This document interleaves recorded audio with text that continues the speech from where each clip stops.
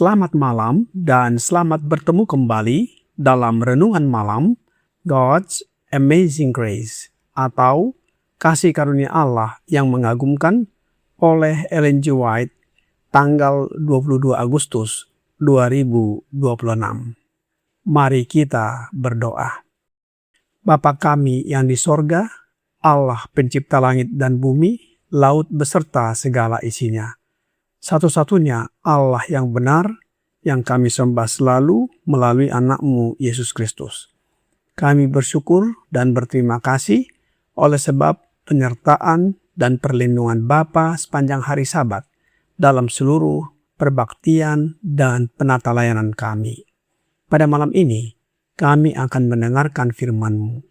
Mohon karuniakan Roh Yesus Kristus dalam hati kami agar dapat mengerti dan menghidupkan firman-Mu. Besertalah dengan kami sepanjang malam ini, ya Bapa. Kami persembahkan doa ini di dalam nama Yesus Kristus yang adalah Tuhan dan Juru Selamat kami. Amin. Renungan malam ini akan dibacakan oleh Saudari Hana Andiarto. Kepada Saudari Hana, kami persilahkan. Terima kasih. Selamat malam saudara-saudari yang dikasihi oleh Tuhan. Bacaan renungan malam pada tanggal 22 Agustus 2026 berjudul Kasih Karunia yang Cukup. Ayat intinya terdapat dalam 2 Korintus 12 ayat 9. Tetapi jawab Tuhan kepadaku, cukuplah kasih karuniaku bagimu, sebab justru dalam kelemahanlah kuasaku menjadi sempurna. Walaupun engkau kecil pada pemandanganmu sendiri, telah menjadi kepala atas suku-suku Israel, dikutip dari 1 Samuel 15 ayat 17. Di sini, Samuel menunjukkan alasan Saul diangkat menjadi Raja Israel. Ia memiliki pandangan yang rendah hati terhadap kemampuannya sendiri dan bersedia menerima pengajaran.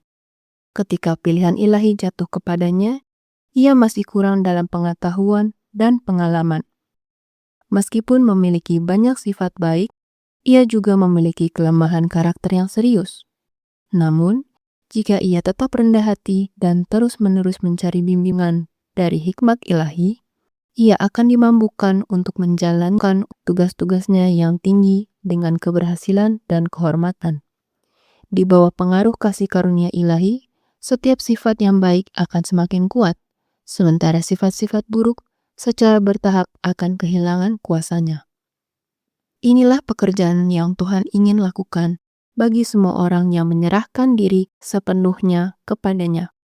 Kepada semua orang yang mau menerima pengajaran, ia akan memberikan kasih karunia dan hikmat.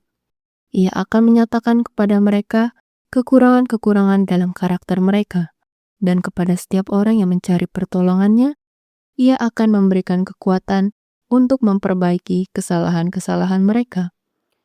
Apapun dosa yang paling menguasai seseorang, apapun nafsu atau kecenderungan buruk yang pahit dan berbahaya yang berjuang untuk menguasai dirinya, ia dapat menang jika ia mau berjaga-jaga dan melawannya dalam nama dan kekuatan penolong Israel. Anak-anak Allah harus mengembangkan kepekaan yang tajam terhadap dosa. Salah satu cara setan yang paling berhasil adalah menuntun manusia melakukan dosa-dosa kecil, sehingga pikiran mereka menjadi buta terhadap bahaya dari kesenangan-kesenangan kecil dan penyimpangan-penyimpangan kecil dari tuntutan Allah yang telah dinyatakan dengan jelas. Banyak orang yang akan merasa ngeri dan menolak melakukan pelanggaran besar, justru dibuat memandang dosa-dosa kecil sebagai sesuatu yang sepele. Namun, dosa-dosa kecil ini menggerogoti kehidupan kesalehan di dalam jiwa. Kaki yang mulai melangkah di jalan yang menyimpang dari jalan yang benar sedang bergerak menuju jalan luas yang berakhir dalam kematian. Apapun kedudukan yang Allah berikan kepada kita, apapun tanggung jawab atau bahaya yang kita hadapi, kita harus mengingat bahwa Dia telah berjanji untuk memberikan kasih karunia yang diperlukan kepada orang yang sungguh-sungguh mencarinya.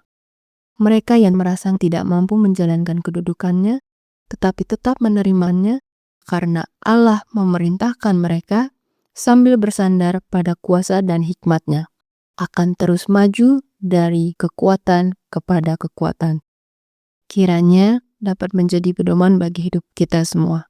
Tuhan Yesus memberkati. Terima kasih atas penata layanan Saudari Hana. Tuhan Yesus memberkati.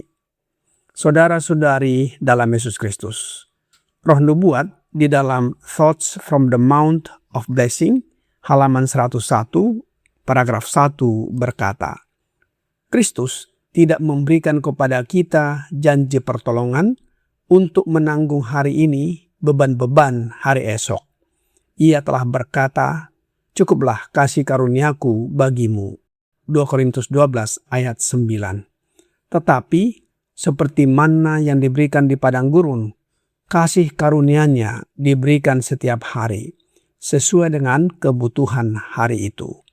Seperti umat Israel dalam perjalanan pengembaraan mereka, kita dapat menemukan pagi demi pagi roti dari surga yang disediakan untuk kebutuhan hari itu.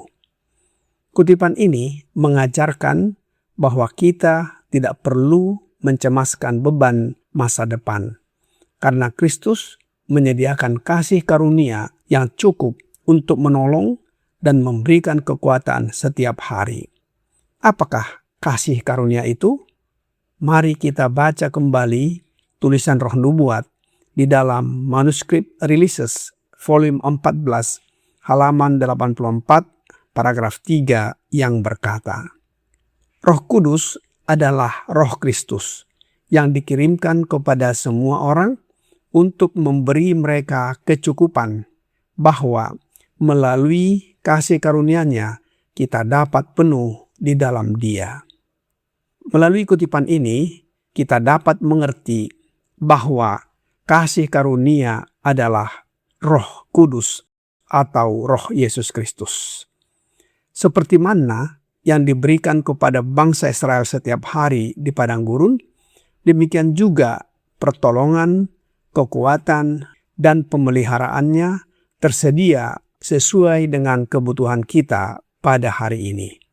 Karena itu, kita dipanggil untuk percaya dan bergantung kepadanya, serta menjalani kehidupan setiap hari dengan iman, tidak membiarkan kekhawatiran tentang hari esok, kelemahan, dan kekurangan menguasai hati kita.